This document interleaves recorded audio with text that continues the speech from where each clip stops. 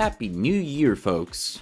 Today we're going to tackle Boldly, which is one of BuzzFeed's sub-channels. My mom discovered I was menstruating and she was like, oh my God, we're going to throw a party. And I was like, excuse me? Why do they always feel compelled to talk about their bodily secretions? For some Muslim women, talking about periods openly can at times be taboo, thanks to in part to some religious interpretations, as well as culture. Culture, Let's put a pin in that. We'll come back to that later. However, conversations about menstruation are stigmatized across many communities, not just for Muslims. Yes, because we're talking about the internal workings of a woman's reproductive system. Do you hear guys talking about their prostates or how their sharts have been particularly brutal lately? No, because that would be disgusting. But talking about your period blood apparently is brave and empowering to some people. Personally, I could care less, but for pity's sake, do it away from public platforms, okay? Today, these women are sharing stories about their periods. Why? And why is it Muslim women? What's the significance here? Is Muslim women's period blood magical? Does it have healing properties? What? Why? I remember the day I got my period. I was 12. My dad sat me down and said, Trevina, you know you're now capable of having children. Yeah, that sounds like some pretty basic science there, Trevina. Maybe your dad was telling you to be careful, since, after all, rape gangs are a thing in the Muslim world. Just saying. When I first realized... How do you pronounce your name? Sarah? Why the two H's? I can understand the two R's. Those can just roll off the tongue. But the H's? It's like I have popcorn stuck in the back of my throat or something. Sarah. Excuse me. The concept of it was very scary and shocking, but my mom, she was like, we're gonna throw a party. She was like, Sarsurti Habibti, oh my God, congratulations. I had to show up to this party and act like everything was okay. I was, oh, thank you for showing up for my period party. Yes, it means you're growing up and becoming a woman. Jews have a similar rite of passage, but it mostly involves reciting a long Bible passage and having expensive parties thrown. You're bleeding from your vagina, let's party. I got my period, I didn't know anything about it. I came home from school and told my mom that I thought I was bleeding to death, and she just kind of walked away, came back with a pad, handed it to me, and that was it. And we never spoke about periods again. Good. It's a shame that you didn't keep it that way. Your mom sounds like a very conservative woman who didn't take the time to explain to you what your body does as it matures. So it's plain to see you have some repressed issues there. Maybe you should use a smaller tampon. So during Ramadan, I would sometimes wait for all my family to be upstairs, and I would just sneak downstairs. This one time I went to get chips, eating them really quickly. All of a sudden my brother comes out of nowhere and he's just like, what are you doing? And I was like, I'm sick.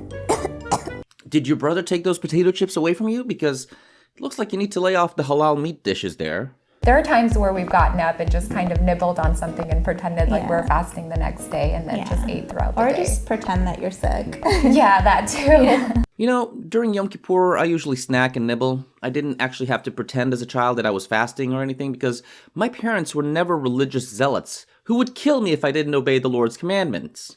Food for thought. I mean, happy Ramadan. My dad would always go get me chocolate and make sure I was stocked up on pads if I needed it. Sounds like your dad was a stand-up guy, knowing exactly what a woman needs during her period. Sweeties and methods of absorption. My mom would tell me to just not talk about it if I was on it. See, she spells her name normally. Why couldn't you do it, Sarah? For the first couple years, I'd feel so embarrassed. Wow. Women who are embarrassed by their periods. This is such a revelation. You'd think that they were the first one of their kind or something. Traditionally in my house, tampons are not allowed. Our mom told us to always use pads. Stay away from tampons. Tampons always freaked me out. I think people believe that tampons are haram because it might break the hymen. Oh, wow. Religious men telling women what to do with their bodies? Islam is such a feminist religion. Tell me, did you tell your imam you're doing this video for BuzzFeed? No? Medically, they're okay to use along with pads. Wait. You got rid of that tombstone pretty quick. Mona is a doctor? Why didn't you just let her talk about it since she's studied the infidels' ways of science? I don't think that menstruating women are impure according to Islam. Well, it's good that you don't think that. Unfortunately, under Islam, you don't count as a person, so your views don't really enter into the discussion, now do they? Not only having your period stops you from praying, doing basic bodily, like human functions, and these aren't considered good or bad. Passing gas, pooping, and having sex means you can't pray to Allah? Well, shit. I'm gonna go for a bean and cheese burrito and an orgy for the rest of my life. Besides women who are menstruating, people who are exempt from fasting are People who are traveling, Pregnant women. Young kids. people who are sick. Yay? I can't really get out of bed, so to stand up for prayer, it's actually a beautiful thing and a blessing that we are exempt from that. It's a blessing because they allow you not to fast because, what, you're weak? Talk about empowering women in Islam. Ar-Rahman, Ar-Rahim. Those are two names of the 99 names of God, and one of them was dedicated to a female's womb. Actually, it comes from the Hebrew word for womb, which also means pity, grace, mercy, sympathy. Rahman is an Arabic term that is commonly translated as compassionate or beneficent. If you knew anything about Semitic languages, you'd know that the root of the word can mean so many different things, and not necessarily what you'd think it means. Because Islam is such a way of life, Because Islam is still stuck in the 14th century? people sometimes blend culture and religion. Within the religions, it's very open. The rules are very clearly stated. Islam as a religion is not just a faith, it's a prescriptive as opposed to interpretive religion. It says, do this or I will punish you. There are very few shades of gray in Islam. Have sex with a member of the same sex? It's bungee lessons without a cord for you. Get raped by someone? Congratulations, you are now a proud owner of an honor-killing relative who will slit your throat for shaming the family. Islam is so empowering. If anything, it's Islamic to talk about it. See, this is my problem with this video. For them to say it's Islamic to speak about these things when we all know what would happen to these women if they were placed in, say, Saudi Arabia, Afghanistan, Lebanon, Syria, and they were to speak this freely the way that they have, not to mention dress the way some of them do, really pisses me off.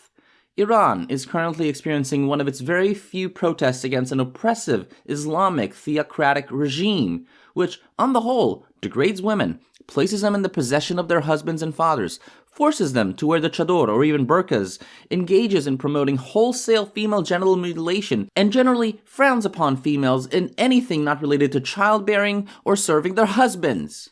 When your culture allows this to happen, yet you all sit there in that cushy studio, some of you in full flaunting of Islamic dress code, and you feel so free to speak, just remember, there are people in Islamic countries right now who live in fear of leaving the house without a headscarf you claim as empowering. Not to mention period talk. I'm done with this nonsense. All these videos about how strong Muslim women are only relates to Muslim women in the Western world, particularly and especially in North America. This is a culture that allows you to speak your mind, that allows you to decide against wearing a hijab, a chador, a niqab, a burqa, that allows you to discuss your bodily functions on the internet without fear of repercussion or reprisal from a tyrannical regime, or worse, your own family member. Talk about your period blood or don't. I don't care. I don't want to hear about it. It doesn't interest me. That's part and parcel of living in a free society.